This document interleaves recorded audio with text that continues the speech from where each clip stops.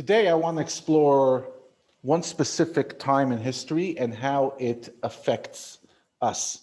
We're getting close to the Purim story, so I want to give you the background of the Purim story and focus on details that we haven't done previously to really appreciate this story, because today is exactly 4 weeks before Purim. Purim will be on Thursday, 4 weeks from today. So, please God, we'll be able to be in shul. Please God, we'll be able to enjoy it. Please God, it will be with celebration, but practically it's not going to be the regular Purim. So let's get to appreciate its fascinating story, because it truly is a fascinating story. The Jewish people were formed where? Where do we come from? From a geographical perspective. The Jewish people originate in Mesopotamia, which is Iraq. We originate where Jews don't really go to today. There's no Jews living in Iraq, or if there are, very, very few. But that's where we originate from. Abraham comes from there. That's really where we start. Then we move towards Israel. Avram moves towards Israel, and that's when he has his child. So the first Jewish child is born in Israel, Yitzchak, and we start evolving into a Jewish nation over many centuries. But still, we're a small family. We're a tiny family. Then we move down to Egypt. And in Egypt, we then spend a long time in slavery, and we have the Pesach story, and we finally come out of Egypt. We spent 40 years in the desert, as we're discussing in the Parshas now, and we finally arrive in the Holy Land. Just to give you perspective, from when Abraham was born till the Jewish people arrived in Israel was 500 plus years. 540 years to be exact, from when Abraham was born till the Jewish people arrived in Israel. Now, from when they arrived in Israel till the temple was destroyed, how long was it? Over 900 years. So it was 500 years leading up to the Exodus, to the arrival in Israel, but then they spent a very long time in the Holy Land. It's the longest period of time we've ever been in the Holy Land consecutively. We pretty much were an empire from when we arrived in Israel with Joshua, and then the great judges, the Samsons, the Gideons, etc., and then the prophets, and then the kings, and then the temples, the first temple, and then the division of the Jewish community into two, because two kingdoms of Jews were developed in Israel, the northern kingdom and the southern kingdom. Then the northern kingdom was forced to go into exile and pretty much lost to history, so there was only the southern kingdom left. And then the destruction of the first temple. It's one of the least known parts of Jewish history, and that's because many of us have never studied the books. The whole story from the beginning till the destruction is all found in the Tanakh. If you open the books of Joshua, Judges, Kings, Samuel, Divrei Hayamim, the story of the days, Jeremiah, Yirmiyahu, Yeshayahu, Isaiah, Ezekiel. That is the story. Tehillim, King David's book. You're going to be reading the story of the 1,000 years of Jewish history from when we arrived in the land till we were knocked out by the Babylonians almost 1,000 years later. And I would recommend to each of you to start reading that part of history. You see, many of us go through the Parsha. So we go through the 5 books of Moses. Even if we don't go through the whole thing, we've explored it. But the books of the prophets, have you ever read through the book of Joshua? It's a story. Have you read it? Have you read the book of Jeremiah? Have you read the book of Ezra, Nehemiah, Kings, the book of Judges? These fascinating stories. I'm not even talking about the parts of the prophets that are prophecies, like the book of Isaiah, which maybe is hard to get, or the book of Job, which is fascinating, but not necessarily easy to grasp. I'm talking about literally stories. If you go on the internet and you look for the English translation of the book of Judges, it's all over. It's a Chabad.org, it's on many sites. Or go to Kollel and buy a book, or Chabad, whatever. But you cannot fully appreciate the Jewish story without understanding such a huge part of our story. Think about it. The Jewish people as a nation, not from Abraham, but from Sinai, were not that old. When I mean we're not that old, we're much older than the Christians, we're much older than the Muslims, and we're much older than almost everybody else, but still, it's only 3,300 years. Out of that, almost 1,000, about 900 years, is that era. Don't you think we should know about it? And it's what formed us. It's what formed us into a nation. And it gave us, during that era, we have, as I said, all the prophets. We have all the kings, King David, King Solomon, etc. We have the most amazing books. 19 of the 25 books of the Torah were written then, because remember, the 5 books of Moses were written by Moshe, but the other 19 books are written over that period. So when that period came to an end, when the destruction of the land took place, you can only imagine the devastation. The Jewish people had been living in there for years, from years and years and years, for centuries. And now they are being killed. So what did it do to the Jewish people? What did the destruction do to the Jewish people, and who did it? So who did it? The Babylonians, that same nation I mentioned earlier. Remember I said that the Jewish people come from Iraq? They do. And that nation, later on, 1,000 years later, destroyed us and took us out of the Holy Land and exiled us back to where we started. Remember I said Avram was born into Babylonia. Now they brought us back in to that same place. And we would now stay there, although many Jews would come back for the Second Temple. Many Jews did not come back and stayed in Babylonia, and the Jewish community in Babylonia lasted until the establishment of the State of Israel in 1948.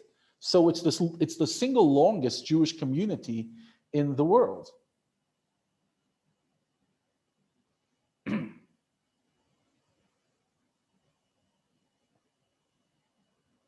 And only because they were evacuated from the state. Give me 1 second, I'm just getting a book that's going to offer me dates. I love having exact dates because it allows me to then be exact. But if the Jewish state had not, if they had not chased out the Jewish people from the state, from Iraq after Israel was founded, there would still be a Jewish community there, and by far it would be the longest community going. Okay, so I mentioned the history of when we came into the land. Okay, we came into the land in the year, Jewish year, 2448. In the secular year, we come in the year 1273 before Common Era. So we were there for quite a while. Now, when was the temple destroyed? in the year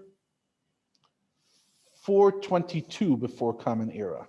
So it's about 800 years that we lived in the land, 850 years to be exact.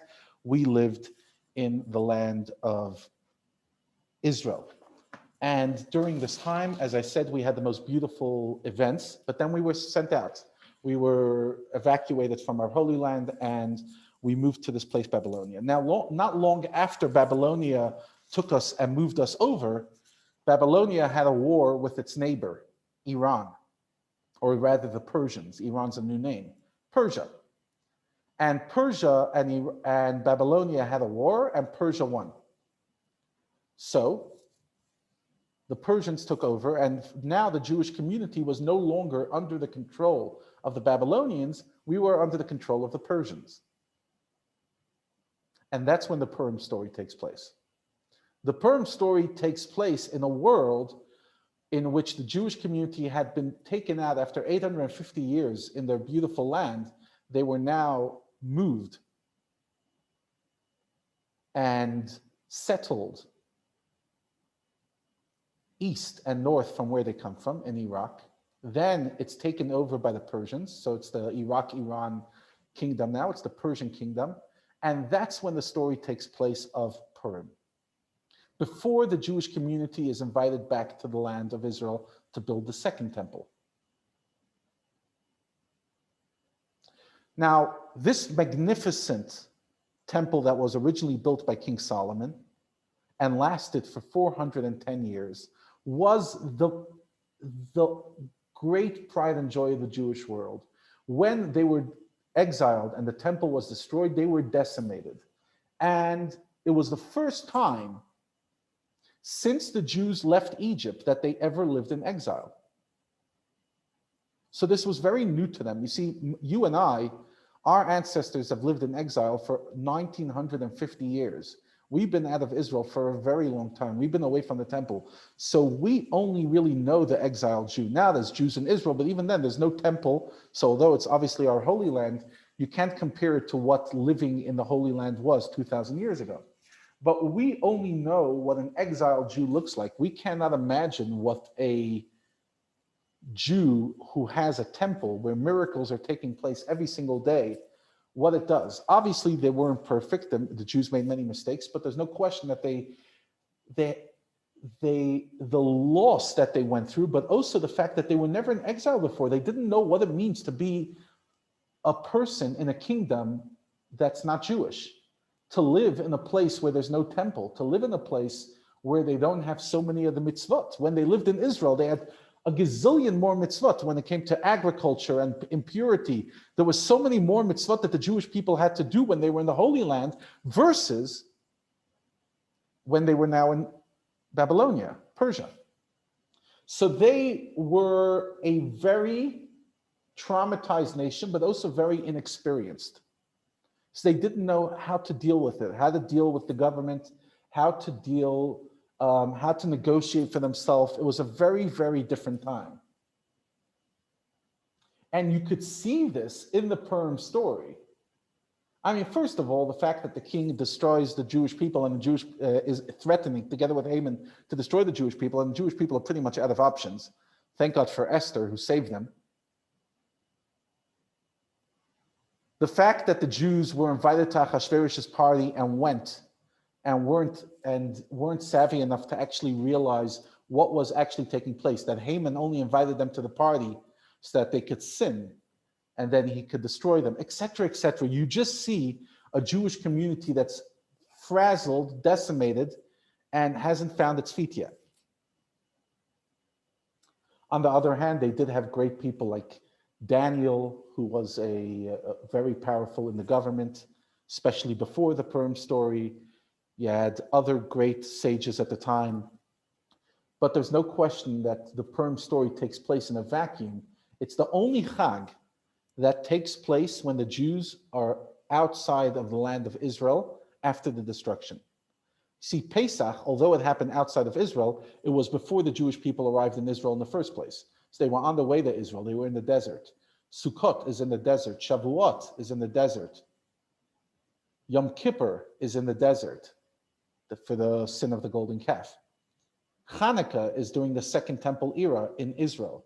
The only time that the Jewish people develop a Chag while they're in exile, because remember, in the desert, they were not in exile. They were not in Israel, but they weren't exiled. They were free people. In Babylonia, they were exiled. And in this place, the Jewish people suffered, potentially, they were about to suffer, the single biggest threat they ever went through, genocide. The only thing that can become close to it is the Holocaust. The Holocaust killed a third of the Jewish people. This was a threat on the entire Jewish people. Obviously, the Holocaust turns out to be much worse because in Purim, nobody was killed. The Holocaust, unfortunately, 6 million. I was just thinking yesterday on the Holocaust Memorial Day, I mentioned last year I managed to, a cousin of mine sent me some documents of my great-grandparents' death. The town that they were killed in Ukraine, they were shot. So documents about it. This year in September will be 80 years exactly since their death and how they were buried alive. Literally buried alive. They were covered in sand while still alive, and the non-Jews were able to see the earth breathing for the next few days. Can you imagine? That was my great-grandparents, my great-uncles, and my mother's first cousins. So my first cousin once removed. Yeah, nasty. And that was going to be the story of the Jewish people in the Purim story, with a guy named Haman, who we're going to explore in the coming weeks, who set out to destroy the Jewish people and almost succeeded in it. So today, what we did together is offer the context of the story. The context of the story is a Jewish people, for the first time away from their homeland in over 800 years. Most of the great sages had been killed with the destruction of the first temple. They were alone, decimated.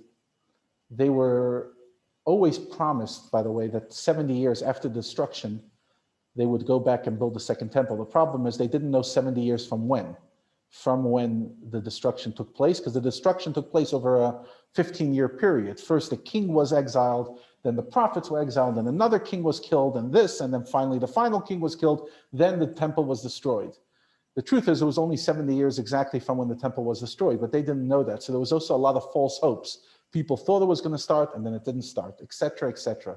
So here's a Jewish community alone, isolated. They're living in a kingdom where all the Jews are living pretty much in the same place. They're all under the same king. Ahasuerus was a king of the whole area, and it was a threat to the entire Jewish world. And that's why the salvation of Purim is such a big salvation that we celebrate it till today. And we're told that even when Mashiach comes, we're going to celebrate the Purim story.